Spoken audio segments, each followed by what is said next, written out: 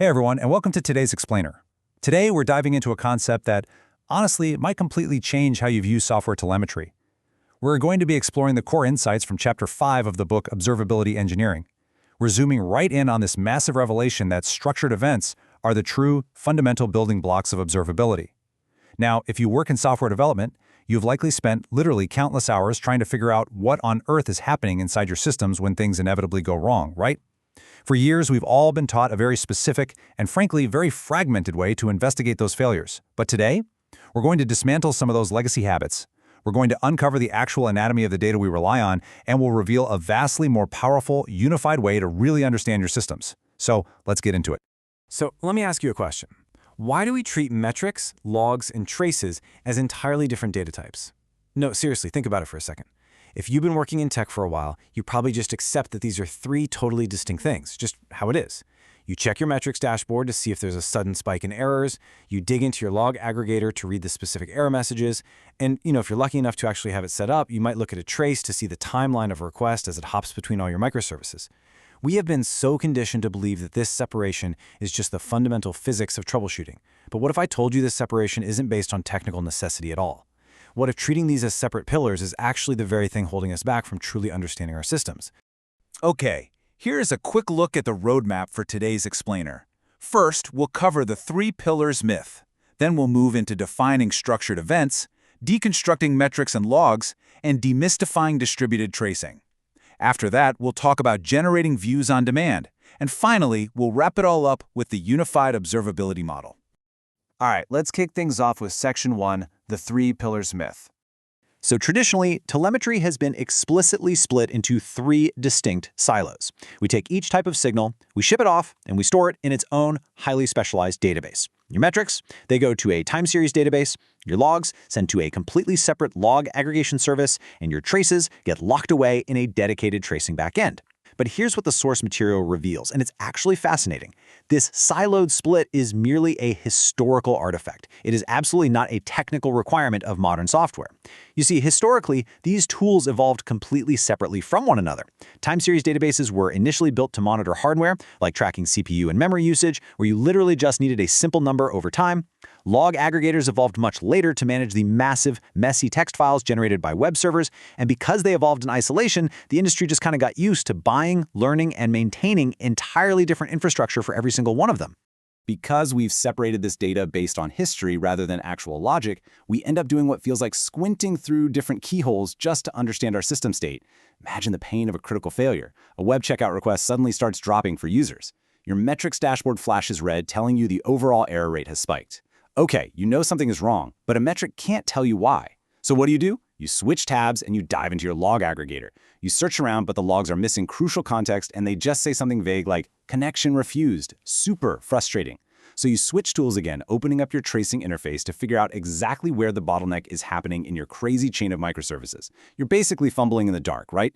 You're manually trying to correlate timestamps across three completely different user interfaces just to piece together one single narrative. It is incredibly inefficient, especially when you're dealing with complex distributed systems where failures are often these unpredictable unknown unknowns. Let's move on to Section 2, defining structured events. Okay, so the true building block we should be relying on is the structured event. Chapter 5 defines a structured event as a record of everything that occurred during a single unit of work within your system, and crucially, it is parsable into a set of key value pairs. Now, this is fundamentally different from a standard log line. A traditional log line is just a split-second text dump. It's a tiny moment in time that is almost always missing any context about what happened right before or right after it. A unit of work, however, encompasses the entire execution path of a request within a single service. We're talking about from the exact millisecond that request enters the service, does its database calls, checks the cache, and finally responds. All of that rich context is bundled into a single, beautiful JSON payload. It captures the timestamp, the user ID, the action, the query time, and literally anything else relevant, and it maps it out cleanly as keys and values. Let's think of a simple database analogy to really understand how this works in practice. Take your JSON-like key-value pairs. So say a timestamp is 6 o'clock, a user ID is 123, and an action is sign-up. Those pairs effortlessly map to a standard database table. In this analogy, every single key from your structured event becomes a column, and the event itself is just a single row in that table. It's that straightforward. Looking at events in this wonderfully generic way is the absolute secret to unlocking true observability. This generic structure is entirely flexible. And you know what? It is this exact flexibility that allows us to universally model metrics, logs, and traces using the exact same underlying format. Which brings us to Section 3, Deconstructing Metrics and Logs. Let's really break this down.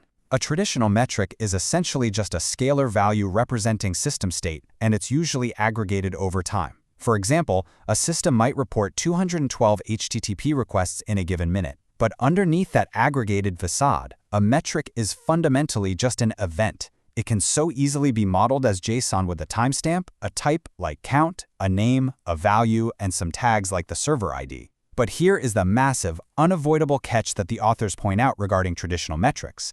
They are usually aggregated at write time to save storage costs. And listen, pre-aggregation is a one-way trip. When you group all those individual requests into a single number before saving them, you permanently destroy the individual details. If a massive spike happens in production and you frantically ask your system, hey, which specific user IDs caused this spike, you will be met with silence. That high cardinality data, the unique identifying details, was permanently thrown away. It's just gone. And what about logs? Well, traditional unstructured logs were designed decades ago to be read by human eyes, resulting in these messy lines of plain text. If you want to systematically count unique users from these logs, you have to write incredibly complex regular expressions, or regex, just to parse out the user ID from a string like basic authentication accepted for user Alice. And come on, we all know the pain of writing regex. You spend hours escaping characters in the very moment a developer changes the word accepted to successful in the codebase, your entire parsing logic completely breaks. It is clunky, it's fragile, and it's notoriously slow to query. Structured logs completely solve this. They are designed from the ground up for machine parsability. The message, the user, the timestamp, they are all discrete key value pairs. And here is the big reveal of the chapter. A structured log is exactly the same thing as a structured event. The only difference is whether your database engine treats it as a native data structure or just a dumb, flat string of text. All right, let's jump to Section 4, Demystifying Distributed Tracing. In modern architecture, a single user request might travel through dozens of different microservices, right? Tracing is simply how we track that incredibly complex journey. A trace is made up of individual components called spans. Honestly, just think of it like a family tree. Span A is the root. It's the very first service hit by the user. Service A then calls Service B to get some data, making A the parent and B the child. Service B might then call Service C, making B the parent of C, and so on. We desperately need this family tree because requests take incredibly messy, unpredictable paths through our distributed systems. Without it, we have absolutely no idea about the exact sequence, where the bottlenecks are, or the duration of each individual hop. Now, tracing can seem intimidating to set up, but please don't let the specialized terminology fool you. At its core, tracing is really just fancy logs combined with a mechanism called context propagation. Here's how it works. When Service A starts its work, it generates a unique trace ID. When it makes an HTTP call to Service B, it literally injects that trace ID right into the request headers. Service B reads that header, does its work, and attaches that exact same trace ID to its own output. So a span is quite literally just a structured event, a JSON object with a timestamp, duration, and context, that also happens to include a trace ID and a parent ID to mathematically link it to the others. So there you have it. We have successfully proven that metrics, logs, and traces are all fundamentally just structured events under the hood. Moving right along to Section 5, Generating Views on Demand. Let's consider an arbitrarily wide, structured event from a shopping cart service. This right here is where the true power of this model reveals itself. An arbitrarily wide event doesn't just have a timestamp and a basic status code. No, it is absolutely packed with context. It includes the exact user ID, the session ID, the cart item count, the payment provider, the specific build ID of the deployed code, the server region, the database query time, literally everything. Chapter 5 emphasizes that data is made valuable by context, and that value scales exponentially. If you have 29 attributes, adding a 30th makes the entire dataset massively more valuable because of all the new combinations and correlations you can suddenly query.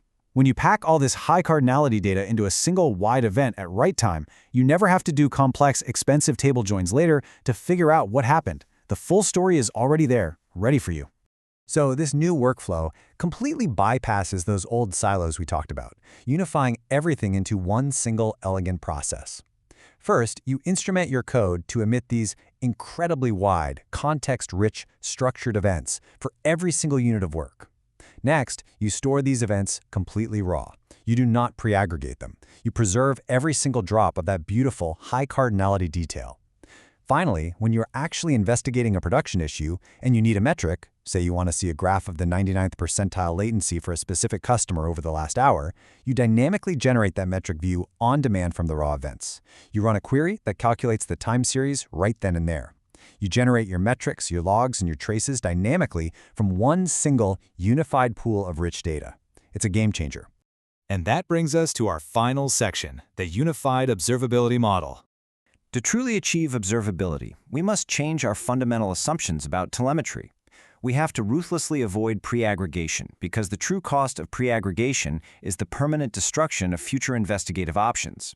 By unifying all our data types into wide structured events, we remove the arbitrary constraints imposed by all those legacy tools. When you preserve high cardinality and high dimensionality context, you empower your engineering teams to slice and dice the data along any dimension, completely on demand.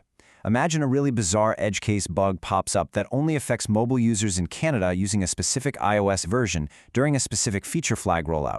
With wide events, you can instantly isolate that exact cross-section of traffic. You can ask questions you never even anticipated when you originally wrote the code, and honestly, that is what true observability looks like. The book captures this paradigm shift perfectly with this quote: "Divisions that exist as historical artifacts shouldn't dictate how we instrument or investigate." Just let that sink in for a second. The shape of the data you collect inherently constrains the questions you are allowed to ask later. We should absolutely never let outdated tool categories, which were designed for a totally different era of hardware and software, limit our ability to understand the incredibly complex distributed systems we are building today. So I'll leave you with this final thought. If your observability data could be reshaped on demand to answer any immediate question, what mysteries in your own systems would you finally solve? Think about those persistent, annoying bugs that your team eventually just wrote off as unreproducible, simply because the logs didn't line up with the metrics. The mysteries that persist in your systems are not actually mysteries. They are just the shape of your tooling's blindness. By abandoning the three pillars and fully embracing arbitrarily wide structured events, you can finally turn the lights on. Thank you so much for joining me on this deep dive into observability engineering. Keep learning, keep exploring, and I will see you in the next explainer.